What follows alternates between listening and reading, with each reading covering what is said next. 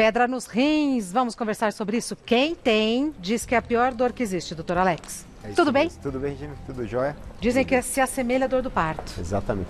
Na verdade, acredito que é a terceira dor mais forte do corpo. A primeira seria uma dor do infarto, quando tem infarto grande, de área grande. Segunda é uma dor do nervo trigeminal, que é o nervo do dente. E a terceira é a cólica renal, mais forte que a dor do parto. Então, mais forte que a dor do parto. Então Ali. A gente tem que torcer para não tê-la. Exatamente. E se prevenir, né, doutor? Exatamente. O que essa imagem nos ensina? Então, aqui na verdade é um desenho esquemático de onde a pedra pode parar. A primeira coisa importante para os telespectadores saberem é que o cálculo sozinho, parado no rim, não dói. Ele dói quando ele se mexe, geralmente. É muito raro ele doer. Então ele se mexe, ele sai dessa região onde você tem a formação da urina. A urina, isso é interessante, a urina é formada aqui, ó. Então a urina formada aqui, ela entra por vários filtros, tubinhos que desencadeiam aqui a concentração da urina. E aí a urina desce por esse canal e vai passando por aqui até chegar na bexiga. Tá. Nessa região, você tem os filtros. E nesses filtros vão acumulando esses cristais. Como se fosse um cano onde fica parando as impurezas. Eles vão se juntando, formam vários cristais que se unem e aí formam um cálculo que é duro como uma pedra de chão mesmo, né? E aí ela começa a se mover. Quando entra nesse canal, esse canal chama ureter. Esse canal é um tubo muscular que não tem uma luz. Aqui a gente desenha assim aberto para ficar mais fácil para entender, mas ele é fechado. Então qualquer coisa que passa nele, ele tem que empurrar para frente. Então esse canal é um músculo que vai fazendo aquele movimento igual ao do intestino. Ele vai contraindo e vai empurrando. Vai expelindo. Então cada contração dessa é uma dorzinha. Então ele vai passando essa pedra até ela chegar aqui na porção mais embaixo, perto da bexiga. Nossa, então até passar o canal todo é muita dor. Isso, esse canal tem normalmente uns 20 a 24 centímetros, então ele vai descendo. E é interessante que a pessoa que está eliminando uma pedra, ela percebe a dor mexendo, a dor sai das costas. A dor anda. E vai andando para frente e vai chegando perto da bexiga. Doutor Alex, todo mundo tem pedra ou não? Não é todo mundo que forma o cálculo? Não, não é todo mundo. Na verdade é assim. A maior parte dos formadores formam por maus hábitos, que é o pessoal que não toma líquido. Então é o pessoal que fica desidratado. Eu brinco que são os camelos, né? Eles ficam desidratados o dia inteiro. Agora, tem uma parte que em torno de 20% das pessoas que tem fatores genéticos. Tá. Se você olhar na população, a gente estima que em torno de 8 a 10% das pessoas possam formar pedra, o que é bastante. Eu também acho. É uma grande quantidade de pessoas. Então é comum a gente ter amigos com pedra, familiares, pessoas que você conhece. Não é uma doença tão incomum assim. Vamos aos mitos e verdades? Vamos. Então vamos lá. Doutor Alex, é mito ou verdade que sangramento na urina pode ser sintoma de pedra nos rins? Isso é uma verdade, né? Na verdade, o sangramento pode ter a ver com essa movimentação da pedra ou quando a pedra está dentro do rim, que ele está se mexendo lá para dentro. Tem outras causas, é claro, mas sempre que a gente tem sangramento vivo na urina, você deve procurar o urologista, porque isso pode ser uma pedra ou coisas mais graves. Perfeito.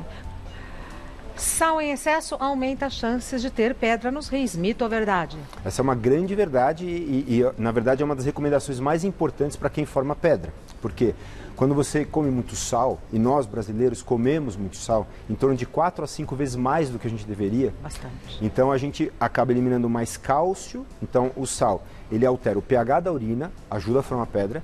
Ele faz a gente eliminar mais cálcio, isso ajuda a formar pedra. Então ele é um dos grandes formadores e vilões dos cálculos renais. Então a gente precisa controlar. Tá. É mito ou verdade que tomar cerveja ajuda a dissolver as pedras nos rins? Essa, infelizmente, Só é que mito. não. Infelizmente. Porque, na verdade, a cerveja, como todo álcool, ele desidrata a gente. Então, no fundo, ele acaba que aumenta a sua necessidade de se hidratar para evitar formar cálculo. E a cerveja em si não tem nenhum fator específico em relação ao cristal. A cevada.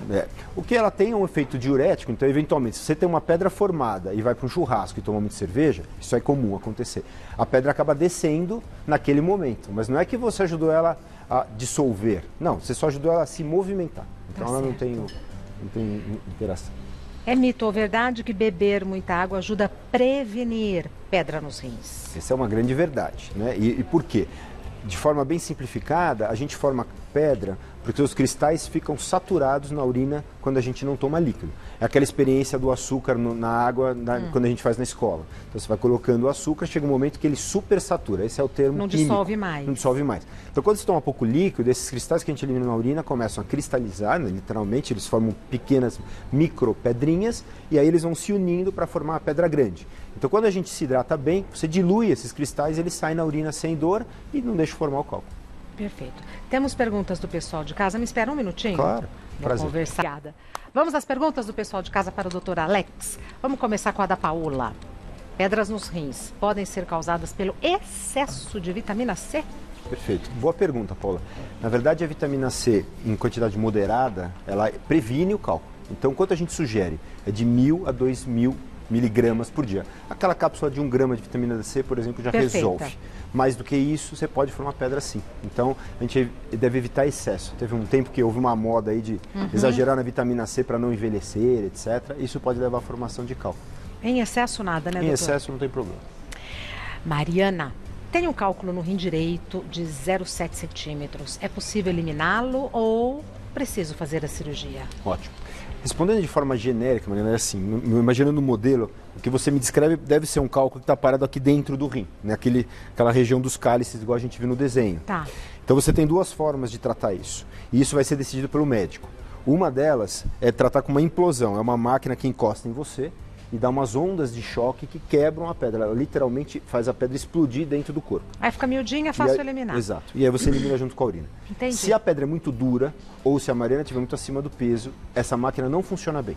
Então o que ela precisa fazer? Passa o seu aparelho pela bexiga sob anestesia. Esse aparelho vem para dentro do rim e aí através de um laser a gente quebra essa pedra e ela elimina os pedaços dessa mesma forma. Então é uma implosão ou de forma externa ou de forma interna.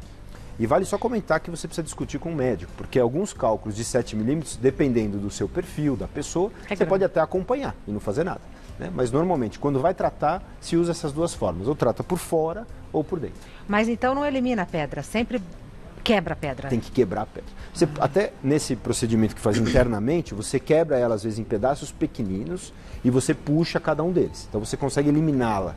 Mas também não está errado você entrar ali e pulverizar tudo, seria mais ou menos como a outra externa, e a pessoa urina esses fragmentos mínimos, que a gente está falando em coisas de menos de 1 milímetro. Então isso não dói, é o que a gente consegue eliminar. Mais uma pergunta da Letícia. Quem já teve pedra nos rins tem mais chances de ter novamente? Sim, a Letícia tem razão. A gente tem um estudo que mostra que em torno de o aumento de risco é em torno de 50% se você já teve cálculos anteriormente ou se sua família tem histórico de cálculos. Então, para todo paciente que teve algum cálculo ou já tratou o cálculo, ele deve fazer um acompanhamento, um segmento, que a questão de quanto tempo ainda é muito discutível na literatura, mas em torno de 5 anos, porque ela tem um maior risco de formar cálculo de novo e esse risco vai acumulando. Dentro de 3 anos, a chance é de 35%. De 4 a 5 anos, em torno de 50%. Então, é uma chance alta de voltar, por isso que é importante você fazer acompanhamento médico, muitas vezes acompanhamento nutricional, para você entender o que está errado na sua dieta, e isso previne essa dor fortíssima que a gente tem quando tem cálculo. Tá. A Eliana, tomar refrigerante pode prejudicar quem já tem pedra nos rins? Sim, infelizmente o refrigerante é um dos grandes vilões também junto com o sal. O refrigerante tem duas coisas, tem o sódio, especialmente os refrigerantes light, eles têm muito sódio, e eles também têm o ácido fosfórico, que também é um formador de cálculo em forma de fosfato, especialmente refrigerantes à base de cola. Então, refrigerante é um vilão, a gente sugere sempre suspender ou minimizar muito a quantidade que você ingere. Então, água, o que é indicado? Água... Suco cítrico, água, sempre. Sucos cítricos, porque eles melhoram o pH da urina e previnem a formação de cálculo.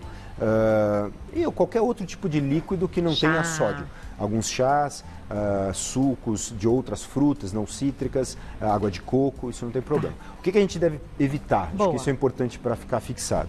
Refrigerante, por causa disso que eu falei, que isso é importante. O chá preto também, ele é formador de cálculo, então a gente deve evitar também. E alguns daqueles isotônicos, tipo Gatorade, etc., quando a quantidade de sódio é muito alta, você deve evitar também. Perfeito. O Dr. Alex Meller, é assim que fala? É assim mesmo. Dr. Alex Meller é médico urologista. O Instagram do Dr. Alex Meller é Dr. Alex Meller, Meller com 2 L's. É Dr. Alex Meller. E no YouTube, Alex Meller. Dessa maneira você consegue ter acesso ao conteúdo do Dr. Alex Meller. Muito obrigada. Obrigado a você pelo convite, Gina. Bom final de ano. Obrigado, boas Até festas. breve. Muito obrigada. Tchau, tchau. Saúde.